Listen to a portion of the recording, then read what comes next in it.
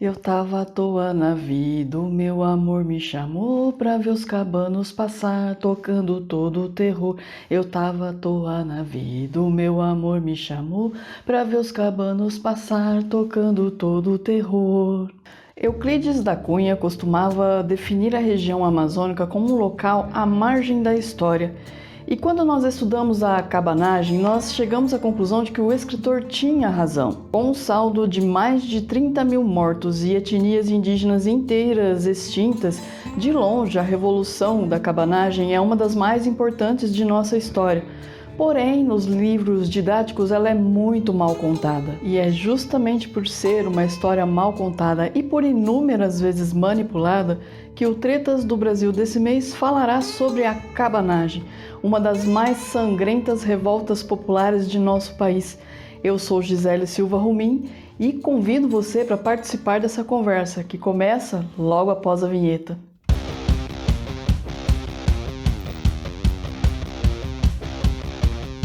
Como nós já estudamos em episódios anteriores, com a renúncia de Dom Pedro I e a impossibilidade de Dom Pedro II assumir o trono de imediato, o governo do recém-fundado Império do Brasil é entregue na mão de regentes. Diante da instalada instabilidade política, aliada às péssimas condições de vida da maioria da população brasileira, o país simplesmente convulsiona com rebeliões estourando por toda parte. Uma dessas primeiras rebeliões a estourar foi a cabanagem na província do Grão-Pará, que, inclusive, foi uma das últimas regiões a aderir à causa da independência declarada por Dom Pedro.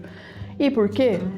Notem o seguinte, o projeto de um Brasil unificado, independente de Portugal, reunidos sobre uma única coroa, não era uma unanimidade no país. O Grão-Pará, por exemplo, tinha relações diretas com Portugal e uma elite que enriqueceu em razão dessa relação direta por conta do comércio daquilo que nós chamamos de drogas do sertão. O outro ponto que devemos considerar é que a sede do governo brasileiro ficava no Rio de Janeiro.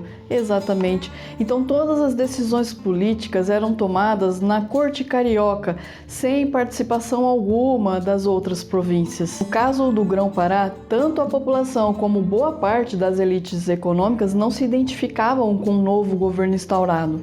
O descontentamento escala quando Bernardo Lobo de Souza é nomeado presidente da província do Grão-Pará, já que ele não era benquisto entre as elites locais, os fazendeiros e comerciantes.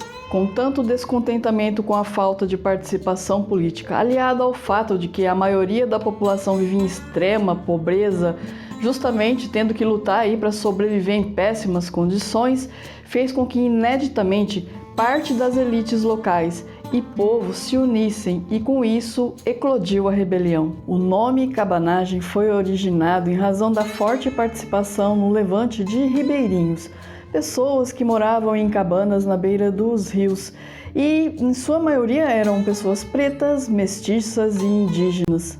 Entretanto, eu gostaria de fazer uma pequena observação.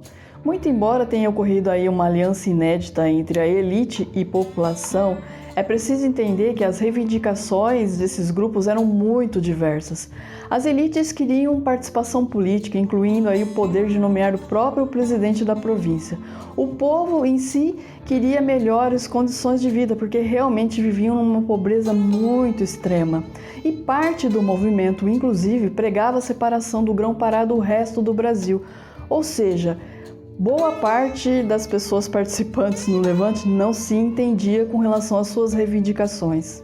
No dia 7 de janeiro de 1835, os cabanos liderados por Antônio Vinagre tomam de assalto o arsenal e o palácio do governo e assassinam o presidente da província, o Bernardo Lobo de Souza. Eles se apoderam do arsenal e nomeiam o Félix Antônio Clemente Maucher como novo presidente da província, que inclusive estava preso em razão da oposição ao governo anterior. O problema é que o Félix Maucher traiu o movimento. Ele era, na verdade, um latifundiário, ou seja, um coronel, e convocou os cabanos a depor suas armas e a jurar fidelidade ao trono brasileiro. Dá pra ver que isso vai dar muita treta, não é mesmo? Pois é, mas sabe o que não dá treta nenhuma? É o seu engajamento a esse episódio.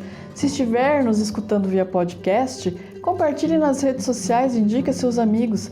Se estiver nos assistindo pelo YouTube, curta, deixe um comentário, se inscreva no canal. O seu engajamento é fundamental para que o nosso trabalho cresça. A traição de Malcher faz eclodir um conflito entre os próprios cabanos, e o seu rompimento com o movimento acontece quando ele manda prender um outro líder cabano, o Eduardo Angelim. Conflito entre os rebeldes, Malcher é derrotado e assassinado. Daí começam muitas indas e vindas do movimento, muitas disputas de poder, e isso tem uma certa resolução em agosto de 1835, quando o Eduardo Angelim assume a presidência da província. Com Angelim na presidência da província, a parte das elites que não participavam do movimento se viram aterrorizadas. Isso porque houve selvageria por toda a parte. Escravizados amarravam seus donos e impunham chicotadas.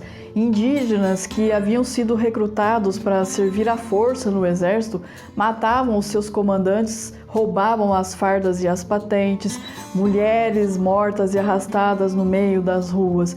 Enfim, além de tudo isso, os cabanos não tinham um projeto político e de governo claro, porque afinal de contas ninguém se entendia. E quanto mais se radicalizava, mais o movimento da cabanagem se espalhava, inclusive chegando a outros estados.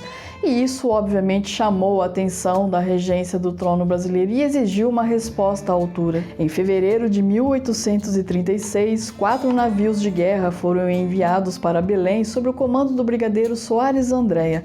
Belém, portanto, foi bombardeada. Os cabanos, porém, conseguiram fugir, incluindo o Eduardo Angelim. Eles usaram canoas e os canais de igarapés para fugir rumo ao interior. Souza Andréa toma a capital, que praticamente foi esvaziada. Todavia, entendendo que deixar o Eduardo Angelim solto por aí era muito perigoso, ordenou-se que as tropas continuassem a buscá-lo para justamente aprisioná-lo, o que de fato aconteceu em outubro de 1836. Ele foi preso, julgado e condenado ao exílio na ilha de Fernando de Noronha. Mas a cabanagem não termina com a sua prisão. Durante mais 4 anos, os cabanos lutaram embrenhados no meio das matas e lutaram até que todos tivessem sido exterminados. Exatamente. O saldo dessa treta, como eu já adiantei no começo do vídeo, é muito triste. De uma população total de 100 mil pessoas, em torno de 30 a 40% morreram em decorrência dessa rebelião. As tribos indígenas Murá e Mauê foram praticamente extintas. Pois é, né, pessoal? Quantos de nós sabíamos de fato dessa história? Então é isso, eu espero que vocês tenham curtido esse episódio. Um super beijo e até a próxima!